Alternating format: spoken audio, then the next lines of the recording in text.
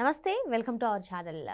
ఇటీవల పులివెందుల అదేవిధంగా ఒంటిమిట్ట వంటి ప్రాంతాల్లో జెడ్పీటీసీ ఎన్నికలు జరిగాయి. మరి పసుపు జెండా రెపరెపలాడిన సంగతి మనకి తెలిసిందే. మరి ఎన్నికల్లో భారీగా రిగ్గింగ్ జరిగింది అంటూ వైసీపీ నేతలు ఆరోపించిన సంగతి కూడా తెలిసిందే. మరి మొత్తానికి ఇప్పుడు నగరి గురించి ఒక విషయం అయితే సంచలనంగా మారింది.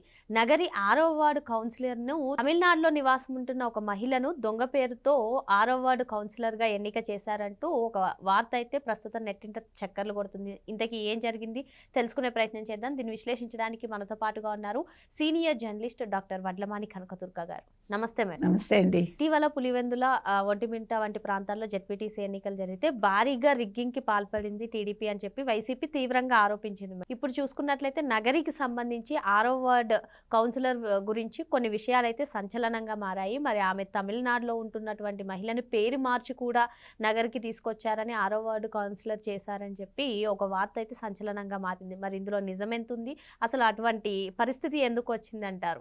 ఫేక్ అయితే మనం మాట్లాడాల్సిన పని లేదు కదా, నిజం కాబట్టే మాట్లాడుతున్నాం. అంటే కొన్ని విషయాలు ఆలస్యంగా వెలుగులోకి వస్తాయి.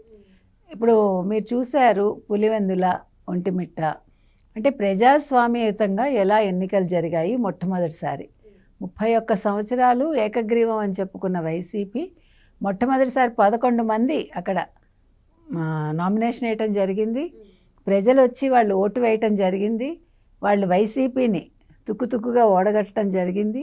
కనీసం డిపాజిట్ కూడా దక్కలేదు వాళ్ళకి. అయితే అదే సందర్భంలో మీరు ఇప్పుడు మాట్లాడినట్టుగా నగరి ఏదైతే ఉందో, మరి వీళ్ళందరూ మాట్లాడారు కదా, ఏంటి వీళ్ళు రిగ్గింగ్ చేశారు పులివెందుల్లో. అసలు పులివెందుల్లో రిగ్గింగ్ చేసే దమ్ము ధైర్యం కూటమి ప్రభుత్వానికి ఉంటుందా? మామూలుగా అడుగుతున్నా. ఎందుకంటే గతంలో నామినేషన్ కూడా వేయనివ్వలేదు, మీరు బెదిరించి వెనక్కి పంపించారు. ఈసారి బెదిరింపులు లేవు. ఈసారి అసలు ఎవరిని కూడా అడ్డుకున్నది లేదు. ఎవరికి వాళ్ళు స్వచ్ఛందంగా వాళ్ళు నామినేషన్ వేయగలిగారు. చివరి వరకు నామినేషన్ కొనసాగింది, ఎవరు వెనక్కి తీసుకోలేదు, అంటే ఎవరిని బెదిరించలేదు.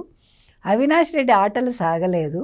పోలీసులు ఫ్రెండ్లీ పోలీస్గా బిహేవ్ చేశారు, అంతే కదండి. ఇవాళ అక్కడ ఒక పులిలాంటి ఒక పోలీస్ ఉన్నాడు కాబట్టి ఇవాళ ఎన్నికలు సజావుగా జరిగాయి. అందుకనే మీరందరూ కూడా భయపడి ఇక్కడ రిగ్గింగ్ జరిగిందని గగ్గోలు పెట్టారు. కానీ ప్రజలు రిగ్గింగ్ చేయనివ్వలేదు. ప్రజలు చక్కగా ఎవరికి వేయాలో వాళ్ళకే ఓటేశారు.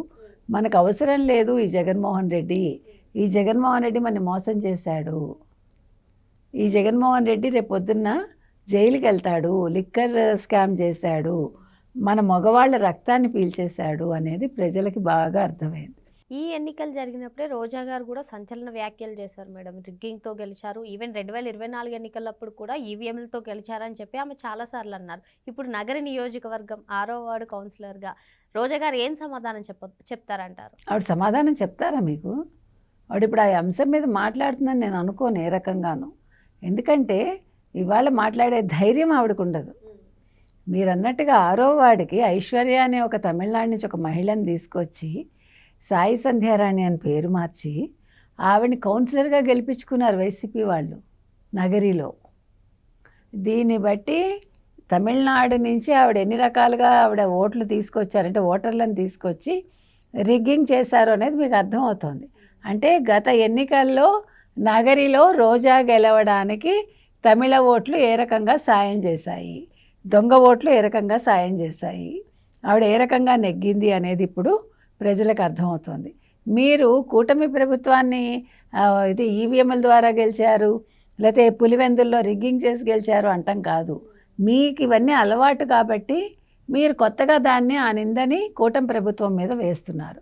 ప్రజలు చాలా తెలివిగా అంటే వాళ్ళు ఓపెన్ మైండ్ తోటి వాళ్ళు ఓటు వేయడం జరిగింది. వాళ్ళు క్లియర్ కట్గా వాళ్ళకి అర్థమైంది జగన్మోహన్ రెడ్డి వేస్ట్. అసలు ఈ జగన్మోహన్ రెడ్డి నెక్స్ట్ టైం అసలు పులివెందుల్లో నిల్చుని నెగ్గుతాడా కూడా మనం చూడాలి. ఎందుకంటే అంత కోపంగా ఉన్నారు వాళ్ళు కదా. అందుకని ఈ పట్టాదారు పాస్ పుస్తకాల మీద ఎప్పుడైతే జగన్మోహన్ రెడ్డి ఫోటో వచ్చిందో ఆ రోజే కడప ప్రజలకి కళ్ళు తెరుచుకున్నాయి. వాళ్ళ సొంత చుట్టమే భారతీరెడ్డిని నిలదీయగలిగాడు. కాబట్టి దీన్ని బట్టి మనకు అర్థమవుతోందండి క్లియర్గా కడప ప్రజలు చాలా క్లియర్ మైండ్తో ఉన్నారు. వాళ్ళు ఇష్టపడి వేసుకున్నారు పులివెందుల్లో తెలుగుదేశం అభ్యర్థికి, ఒంటిమిట్ట అభ్యర్థికి. రానున్న ఎన్నికల్లో రవీంద్రారెడ్డి చక్రం తిప్పాలనుకుంటున్నాడు. ఆయనకు అధ్యక్ష పదవిని ఇచ్చాడు జగన్మోహన్ రెడ్డి. కాకపోతే రవీంద్రనాథ్ రెడ్డి పప్పులు ఉడుకుతాయని మనం అనుకోక్కర్లేదు.